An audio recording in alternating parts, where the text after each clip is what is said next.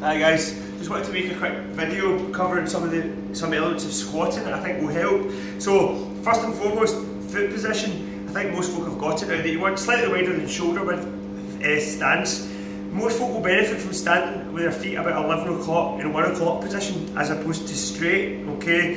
It just opens up the hip joint a wee bit and it gives you a bit more room for manoeuvre. It doesn't mean you can't squat like this, but it should allow for a bit more range or depth. In terms of, you could come out, some folk might benefit from coming out to sort of 2 o'clock, 10 o'clock position. Generally speaking, it's not a universal rule, but generally speaking, the taller you are, the wider and more open your stance would probably need to be to get any joy through the range. Equally, the taller you are, the more you'll probably really need to think about leading with the hips to get more of a hinge. Whereas if you're quite short and quite mobile, you probably don't need to come out as wide with your stance, and you probably find you can come down, up and down, much more upright. So in other words, everyone's squat's going to look slightly differently.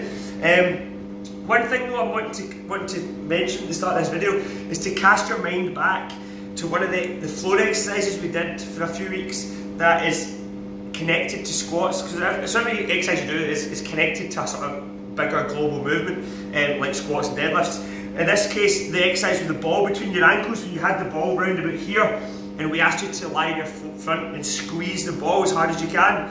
That is in order to engage these muscles in here, which is a huge relevance to squatting. So what you'll notice, I want you to imagine when you're about to squat, imagine you have said ball here and you're going to squeeze it. If you're watching this video, feel free to try it now. Imagine you're squeezing the ball. So what you'll notice is, because you're standing up, you need to gently claw the floor with your toes, right? And then squeeze in the way. But don't, obviously, there's no ball there, so I don't imagine if you squeeze in from here, not much should happen. I don't want you doing that, because there's no ball there to stop you. So imagine the ball's there, squeezing inwards. When you do that, I'm hoping automatically you'll be aware of these muscles in here, right? And also it helps switch on the muscles around the glutes. So there's a real connection between the inside and the outside part of the hip and the leg here. So give it a go. Practice the ball exercise, but there's no ball. Visualise it, in other words. Squeeze in here, and right away you'll feel a squeeze in here. In other words, you're engaging those muscles. So that's an example of performing the movement actively as opposed to just passively going up and down. So that's one of the first things I want you to think about when you're, next time you're doing squats, is get into the right position and really claw the ground a wee bit. Alright, so get into a position, claw the ground gently, and then really pull as if you're squeezing the ball together at your ankles, and you should immediately feel a stronger engagement through the glutes and through the inside leg.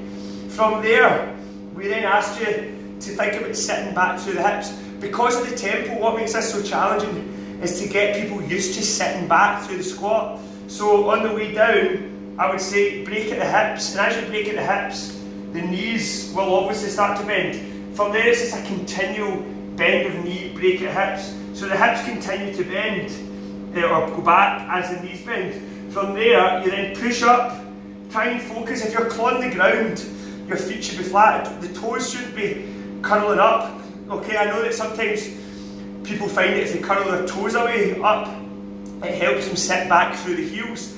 But that also takes away a really key part of the balance equation of your feet, obviously, or a real solid part of what will keep you really solid or balanced.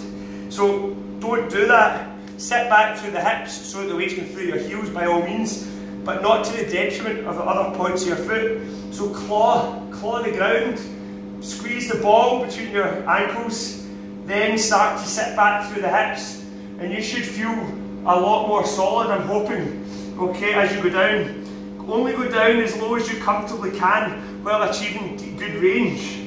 Push up by again pushing down through the 3 points, the 3 solid points, the heel, the ball of the foot and outside.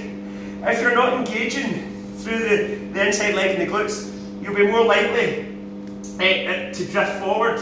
Your heels might even come up, and you'll be more likely to push up through the toes, the quads and the knees. Okay, so that's why it's really quite useful to concentrate and engage in everything at the start and make it a very gradual, continuous movement. Right, so this is why this is really effective essentially this is strength training, okay, because when it comes to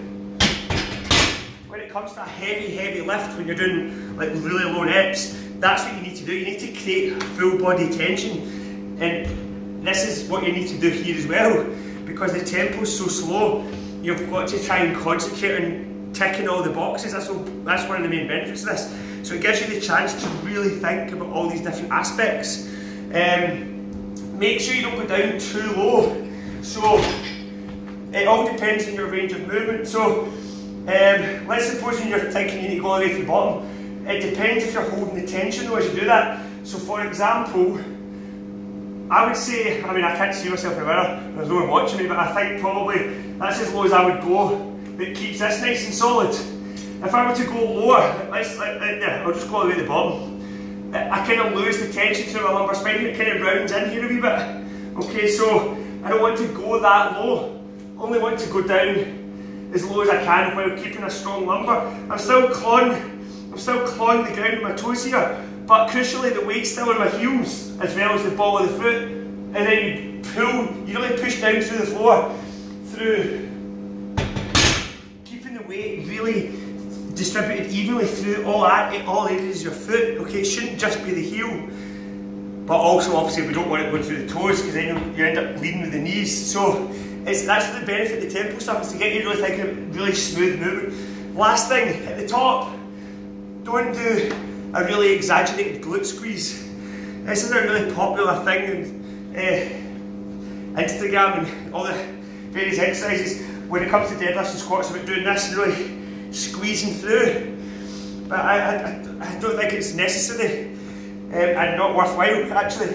You really should be able to engage your glutes fully in hip extension here in a nice neutral position, as opposed to having to really squeeze extra hard at the top. And I think one of the missing pieces in order to achieve that is probably focusing on the concept of engaging these muscles. You'll feel a much more effective contraction through the glutes anyway, if this whole area is solid and contracting together. So bear that in mind. Yeah, so there's just a few things to think about. I hope that helps. And I can't really think of it else right now, but I'm sure there's probably other things I missed.